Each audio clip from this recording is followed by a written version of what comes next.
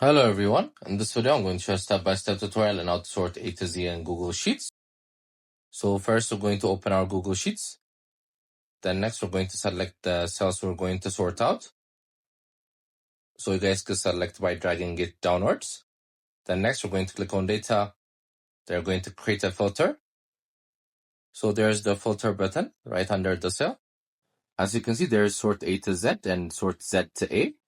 So you guys could click on sort A to Z. You guys could also click on the filter button again on the next cell and do it again. So as you can see, it's a very simple step.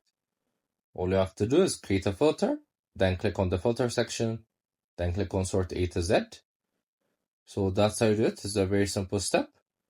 As I told you, we also have different videos in our how to tutorial playlist. Make sure to check them out as well.